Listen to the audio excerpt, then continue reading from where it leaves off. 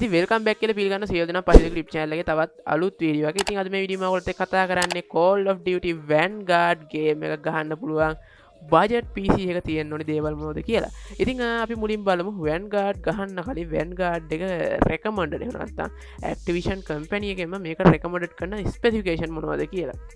හොඳයි ඉතින් ඔයාලට පේනවා ඇති මොනවද recommended කරන දේවල් කියලා Windows 10 තියෙන්න ඕනේ කියලා අපි Windows operating system එකක් විදිහට ඒ වගේම තමයි CPU විදිහට ඒක recommend කරනවා i3 4th gen එකක් සහ i5 second gen එකෙන් උඩ CPU තමයි ඒක recommend කරන්නේ RAM එක ඉතින් 8GB RAM එකක් තිබුම ඇති කියන සාපේක්ෂව ඉතින් ඔය දේවල් එක්ක අපිට graphic card එක තමයි ඊළඟට බලන්න තියෙන option එක.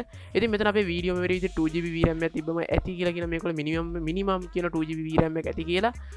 ඉතින් GTX 960 එනත RX 470 470 460 වගේ කාඩ් එකක් තිබ්බම ඇති කියලා මේකවල කියනවා.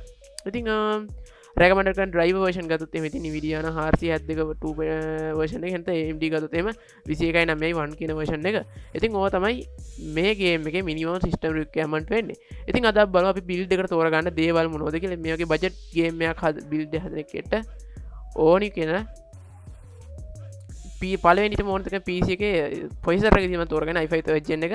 මොකද මේක තමයි තාමත් ලෝකේ හැමෝම පාවිච්චි කරන budget CPU එක PC build කරන කට්ටිය. ඉතින් මේ CPU කරන රුපියල් 9000ක් විතර නම් මේ වෙද්දි මොකද දහම් වෙනවා ඩූම් වෙනවා ගණන් වල බඩ ඔය පොඩ දන්නේ නැද්ද? දහම් වෙනවා ඩූම් වෙනවා. ඩු ගණන් ඉහළ යනවා ඒකයි. මේකට යන බජට් මදර්බෝඩ් එකේ බෑ. ඉතින් හැමදාම වගේ ඉතින් අපි තෝරගන්න SSD1 බෝඩ් එක තමයි අපිට යන්න වෙන බජට් ඔප්ෂන් එක. ඉතින් මෙතනින් එහාට ගිහලා කවුරු හරි ටිකක් හොඳ බෝඩ් එකක් එනවා. ඉතින් ඔයාලට පුළුවන් B75 එක යූස් කරන්න. ඉතින් මම වැඩි B75 ගන්න නැත්තේ මොකද B75 එක වියදම් කරනකොට පොඩ්ඩක් ගාණ එහෙම වෙනවා. ඉතින් බජට් එක ගැන හිතලා තමයි මම මේ බෝඩ් එක තෝරගන්නේ. Asus H61 වගේ වද බෝඩ් එක. රුපියල් 5500කට ලංකාව ඇතුලේ ඔයාලට මිලදී ගැනීමේ හැකියාවක් තියෙනවා. රයිට් ඉතින් අපි ඒක රුපියල් 5500යි කියලා. රයිට් ඉතින් ඊළඟ දේ තමයි අපේ RAM එක. ඉතින් 8GB RAM එකක් මේ ගේම් එකට නැති කියනවා. හැබැයි මගේ මතේ දානවා ඉතින් 8GB RAM එකක් නැතුව 8GB RAM එකකුයි ඒ බස් ස්පීඩ් එකම තියෙන 4GB RAM එකක් ගමම සාපේක්ෂව same performance තියෙන දඩක් කරගන්න පුළුවන්. ඉතින් 8GB RAM stick එකකුයි තව 4GB RAM එකකුයි ගහ ගන්න පුළුවන්. ඉතින් මේ motherboard එකට කිසි පහන නැහැ. මේ motherboard එකේ RAM එක ඉතින් ඔයගොල්ලන්ට 16GB එක අප්ඩේට් කරන්න පුළුවන් හින්දා රයිට් ඉතින් අපි ඒක ඇඩ් කරගමු. 8GB RAM එකක් මේ වෙද්දින රුපියල් 7500ක විතර තියෙන තනි ස්ටික් RAM එක DDR3 4GB RAM එකක් උතන රුපියල් 3500ක විතර මේ වෙද්දි රයිට් ඉතින් ඔය දේවල් එක රුපියල් 25000ක් ගිහින් තියෙන මේ වෙද්දි අපි තෝරගත්ත item වලට ඉතින් graphic card එක තමයි ඊළඟ වැදගත්ම දේ. මම හැම පැත්තම හිතලා ඒ කියන්නේ Intel AMD system ගැන හිතලා 1080p resolution එකෙන් වුණස් ගහන එක්කෙනෙක්ට යන්න පුළුවන් බජට්ම ඔප්ෂන් එක විදිහට තෝරගත්තේ RX 460 graphic card එක. මොකද මේ graphic card එක තෝරගත්තේ මේක drivers update තාම තියෙන හින්දා. ඉතින් මේකත් එක්ක same to same performance කරන graphic card ගත්තොත් ඔයගොල්ලෝ දැන් දන්නවා 750 Ti එකේ ගහන්න පුළුවන්. ඉතින් පේනට 750 Ti එකේ performance එක 186යි නම් මේකේ performance එක 100%යි. ඒ කියන්නේ මේක 750 Ti එකටත් වැඩිය up to date version එකක් තමයි ඉන්නේ. ඉතින් මේ වැඩි දෙයක් ඕනේ මේ graphic card එක වැඩි කාලයක් වෙන්න release වෙලා. තාම මේ 2016 ආපු card එක. ඔය කියන්නේ තාම අවුරුදු 4-5ක් වගේ තමයි වෙන්නේ මාකට් එකට ඇහිල්ලා. ඕගොල්ලන්ට හොඳ කාඩ් එකක් යූස් කිරීමේ හැකියාවක් තියෙනවා මේ කාඩ් එක විදිහට. මේ කාඩ් එක වැඩි කරන්ට් එක ගන්නෙත් නෑ. වොට් 75ක් වගේ ගන්නෙ. පොඩි කාඩ් එක ඩිස්ප්ලේ පෝට් 3ක් එක්කෙන කාඩ් එකක්. මේක ඉතින් AMD RX version එක වලට වෙන්නේ Asus dual එක එනවා.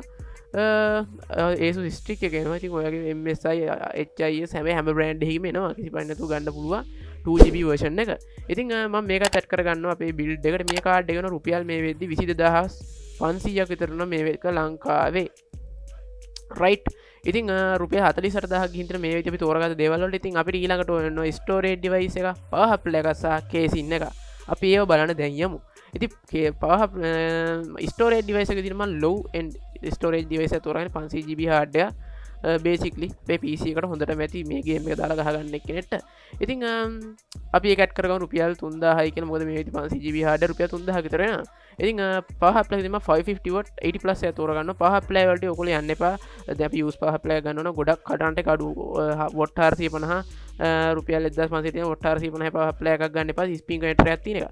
ටිකක් හොඳ රුපියල් 3500ක් වගේ දීලා ටිකක් හොඳ power supply එකක් ගන්න පාවිච්චි කර එකක් වුණත් හොඳ 80 plus power supply එකක්.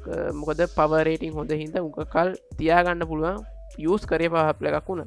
ඉතින් මේ වගේ power supply රුපියල් 3500ක් විතර නා ලංකාවේ ඇතුළත මේ වෙද්දි රයිට ති මේ විදි 54,000 ගින්තන අපි තෝරගත දේවලතින් කේසින්න එකෙන් තමයි අනිත් දේවල්ටික ඩාන් ඩූන් ඩීන් වෙන්නේ. ඉතින් කේසින් එක විදිහට මම මේකට තෝරගන්නේ මේ F22R කියන කේසිනේ. මොකද මේ වගේ මේ ගත්ත අයිටම් ටික හොඳටම මේ කේසින් එකට පිකප් කරන්න පුළුවන්. හොඳට මැදි කූලිනුත් එක්ක. මොකද 128mm ෆෑන් හතරක් ගහ ගන්න පුළුවන් මේ කේසින් එකත් එක්ක. මෙතන මේ පියන දෙකයි මෙතන එකයි තව පිටිපස්සේ එකක් ගහගත්තම හොඳට මැදි කූලින් එකත් එක්ක. ඉතින් කවුරු හරි තව මේකට වැඩි ලස්සන කේසින් එකකට ඕන ඉතින් F22R එකට යන්න පුළුවන්. එහෙම නැත්නම් Golden Fish G9 එකක් උනත් ගන්න පුළුවන්. ඒක කිසි ප්‍රශ්නයක් නැහැ. එහෙම නැත්නම් ඉතින් එක කේසින් තියෙන මේ දැන් ඉස්සර වගේ නෙමෙයි දැන් ඉතින් රුපියල් 5000ක් ගේචොත් එහෙම රුපියල් 5000ට බර කේසින් තෝගයක් තියෙනවා කඩේ ගන්න PC එක හදන්න ගියාම. ඉතින් මේ කේසින් එක න රුපියල් 2500 3000 අතර ගාණක් වෙනවා මේ වෙද්දි. ඉතින් මම මේකත් ඇඩ් කරගන්නවා මේ විදිහට මේ බිල්ඩ් එකට 3500යි කියලා. රයිට් එතකොට 58000ක්. එහෙම නැත්නම් අපි රුපියල් 60000කට ආසන්න වෙන්න ඔන්න ඕගොල්ලන්ට කිව්ව විදිහටම බිල්ඩ් එක ගෙන. ඉතින් මොකද මේ වීඩියෝ ගැන හිතන්නේ? මේ වීඩියෝ හොඳයි. මේ වගේ දිගට ඕගොල්ලන්ට බජට් PC ගැන නිතරම අප්ඩේට් එකේ ඉන්න ඕනි කෙනෙක් ඉන්නවනම් පයින්දුවල්ක අපේ YouTube channel එකත් එක්ක දැම්ම සෙට් වෙලා subscribe කරලා තියාගෙන අමතක කරන්න notification ගෙන්න ගන්න පුළුවන්. ඔයගොල්ලෝ අපි දාන වීඩියෝ හැම එකෙම. ඉතින් මේක හොඳ නම් like කරන්න මොනවා හරි අඩුපාඩු දැක්කම ඒව කමෙන්ට් කරන්න. එහෙනම් හම්බ තවත් අලුත් වීඩියෝ එකකින් ඔයගොල්ලන්ට සුබ දවසක්.